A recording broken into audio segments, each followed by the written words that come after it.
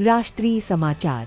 प्रधानमंत्री नरेंद्र मोदी ने केंद्रीय मंत्रिपरिषद की बैठक की अध्यक्षता की। मोदी सरकार 3-0 की पहली वर्षगांठ से पहले सुरक्षा और विदेश नीति पर चर्चा हुई।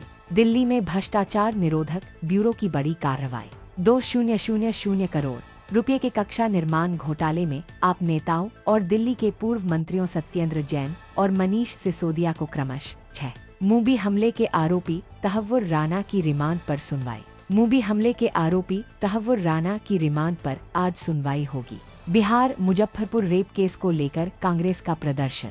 स्वास्थ्य मंत्री मंगल पांडे के घर के बाहर कांग्रेस का प्रदर्शन हुआ। कर्नाटक पुलिस ने क्रिकेट प्रशंसकों को तितर-बितर किया। कलबुर्गी के एसवीपी चौक पर रॉयल चैलेंजर्स बेंगलुरु की जीत का जश्न मना रहे प्रशंसकों को पुलिस ने तितर-बितर किया। पूर्वोत्तर भारत में मानसून की तबाही। आईएमडी ने असम और मेघालय के लिए ऑरेंज अलर्ट जारी किया। दिल्ली एनसीआर में आंधी और बारिश की संभावना। मौसम विभाग ने दिल्ली में आंधी के साथ बारिश की संभावना जताई है। झाबुआ में सड़क हादसा, 9 की मौत। मध्य प्रदेश के झाबुआ जिले के मेघनगर इलाके में देर रात भीषण सड़क हादसा हुआ, जिसमें 9 लोगों की मौत हो गई। राहुल गांधी हरियाणा पहुंचे। राहुल गांधी ने हरियाणा का दौरा किया और विभिन्न कार्यक्रमों में भाग लिया। जेपी नड्डा का राहुल गांधी पर हमला। जेपी नड्डा ने राहुल गांधी के बयान को सेना का अपमान बताया। सोने और चांदी की कीमतों में वृद्धि। 4 जून 2025 को सोने और चांदी की कीमतों में तेजी देखी गई। स्टॉक मार्केट में विशेषज्ञों की सिफारिशें। मार्केट स्मिथ इंडिया और अन्य विशेषज्ञों ने 4 जून के लिए शीर्ष स्टॉक पिक्स की सिफारिश की। आरसीबी विक्ट्री परेड में भगदड़, 3 की मौत।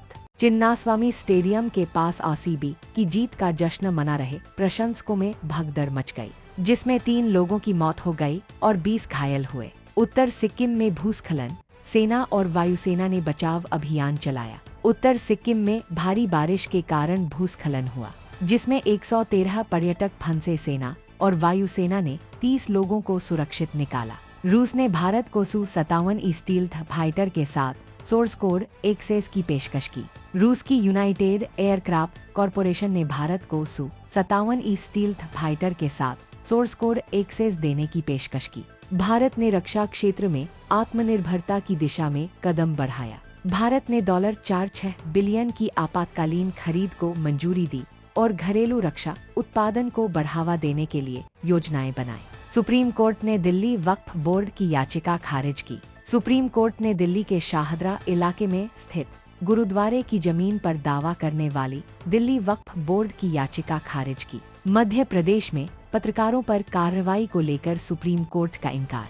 सुप्रीम कोर्ट ने मध्य प्रदेश में रेत माफिया पर रिपोर्टिंग करने वाले 2 पत्रकारों को गिरफ्तारी से अंतरिम राहत देने से इनकार किया। सेंसेक्स 260 अंक ऊपर, निफ्टी 24,620 पर बंद। भारतीय शेयर बाजार में आज तेजी देखी गई। सेंसेक्स 260 अंक ऊपर और निफ्टी 24,620 पर बंद हुआ। बिहार में रेप मर्डर केस को लेकर कांग्रेस का प्रदर्शन। बिहार के मुजफ्फरपुर में रेप मर्डर केस को लेकर कांग्रेस ने स्वास्थ्य मंत्री मंगल पांडे के घर के बाहर प्रदर्शन किया। फ्री फायर के नए रिडीम कोड जारी। फ्री फायर मैक्स के लिए 4 जून के नए रिडीम कोड जारी किए गए, जिनसे खिलाड़ी इन गेम आइटम्स प्राप्त कर सकते हैं। PlayStation state of play event आज आयोजित होगा। सोनी का PlayStation state of play event आज आयोजित होगा, जिसमें आगामी गेम्स की जानकारी दी जाएगी। दक्षिण कोरिया में ली जेम्यूंग राष्ट्रपति निर्वाचित।